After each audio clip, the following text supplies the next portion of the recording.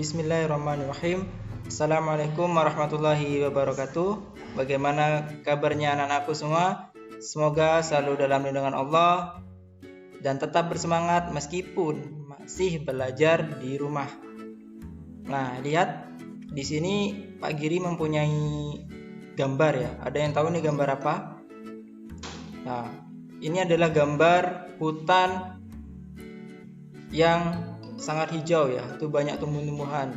Nah, di balik hutan ini tidak hanya tersimpan tumbuhan-tumbuhan anak-anakku, tapi di dalam tanahnya juga banyak mengandung mineral-mineral yang bermanfaat, misalnya seperti emas, seperti timah dan lain sebagainya.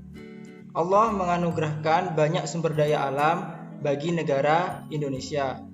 Namun sayangnya, sumber daya alam yang melimpah ini belum dimanfaatkan secara maksimal oleh negara kita. Karena apa? Karena ketidakmampuan dalam hal teknologi. Coba kita lanjutkan ke gambar kedua. Nah, gambar kedua ini adalah contoh gambar dump truck ya. Teknologi canggih yang dibuat oleh negara asing anak-anakku. Sehingga mau tidak mau Indonesia harus mengadakan kerjasama dengan negara asing untuk mengelola tambang yang ada di Indonesia.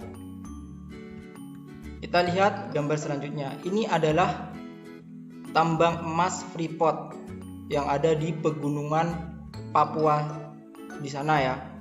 Tahukah kalian, Freeport ini adalah salah satu tambang emas terbesar di dunia yang Allah anugerahkan untuk negara kita tercinta Indonesia. Sebagian besar dikelola oleh negara asing, sehingga hasilnya sebagian besar masih dibawa ke negara asing, tidak dimanfaatkan untuk kesejahteraan masyarakat sekitarnya dan juga untuk kemanfaatan yang besar bagi negara Indonesia. Nah, itu beberapa alasan berdirinya perusahaan asing di Indonesia. Jadi perusahaan asing itu mendirikan perusahaannya di Indonesia karena banyak faktor atau alasan. Kita lihat. Yang pertama karena kekayaan alam yang dimiliki oleh Indonesia. Perusahaan asing ini tertarik, wah Indonesia ini banyak sumber daya alamnya ya. Termasuk dulu para penjajah kita itu Belanda, Portugal itu tertarik karena apa? Karena rempah-rempah yang dimiliki oleh Indonesia. Lalu, nah ini tenaga kerja Indonesia itu murah anak-anakku.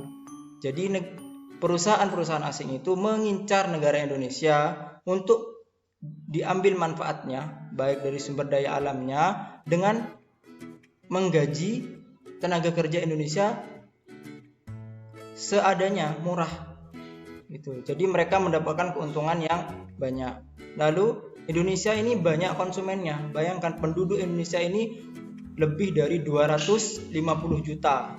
Sehingga ini merupakan pasar yang besar untuk membeli produk-produk dari perusahaan-perusahaan asing tersebut. Lalu yang keempat, Indonesia ini relatif aman negaranya, bukan negara konflik seperti di Suriah atau sekarang yang lagi memanas seperti antara Armenia dan Azerbaijan yang terjadi konflik dan perang di sana. Kita lanjut ke keuntungan adanya perusahaan asing.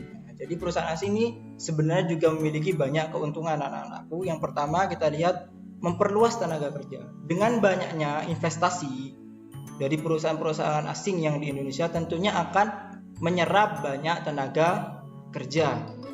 Lalu yang kedua, meningkatkan pendapatan masyarakat. Ketika masyarakat mendapatkan pekerjaan, maka akan meningkatlah pendapatan dari masyarakat tersebut. Ada juga transfer pengetahuan dan teknologi seperti tadi.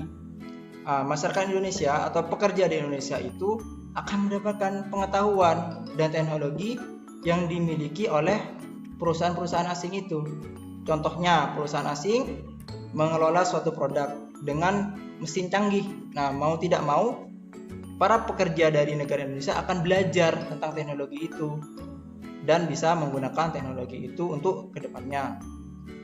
Yang keempat, mudah memperoleh kebutuhan hidup. Nah, dengan banyaknya perusahaan, tentunya banyak produk yang dihasilkan sehingga masyarakat itu mudah untuk mendapatkan kebutuhan-kebutuhan hidupnya. Misalnya butuh minyak goreng, butuh sabun atau apa, itu semuanya sekarang sudah dengan mudah didapatkan. Namun, perusahaan asing itu juga menyebabkan kerugian-kerugian anak-anakku bagi negara Indonesia. Yang pertama, eksploitasi alam yang berlebihan. Nah, perusahaan-perusahaan asing itu mengeksploitasi alam-alam di Indonesia itu untuk mengeruk sumber daya alamnya, kadang juga menimbulkan kerusakan alam. Seperti contoh gambar Freeport tadi, yang awalnya Freeport itu adalah gunung anak-anakku, sekarang menjadi kawah. Belum lagi limbah-limbah yang dihasilkan oleh perusahaan asing, sehingga limbah itu dapat menyebabkan pencemaran lingkungan. Ya, begitu juga pabrik-pabrik asapnya itu, bahkan negara besar seperti Cina itu salah satu negara industri yang sekarang lagi booming ya di sana itu.